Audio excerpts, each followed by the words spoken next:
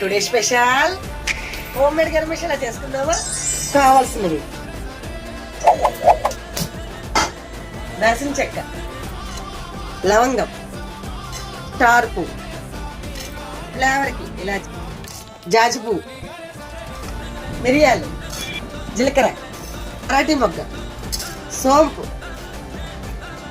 జాజికాయ, పలావాకు దోరగా వేసుకుందాం. మంచి అరోమా వస్తుంది.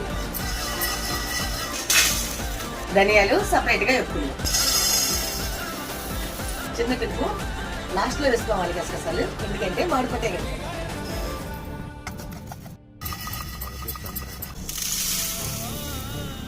కంగారు పడకూడదు, చల్లారిన తర్వాతే మిక్సీ పట్టాలి. మిక్సీ పట్టేదమ్మా. గరం మసాలా రెడీ అయిపోయింది.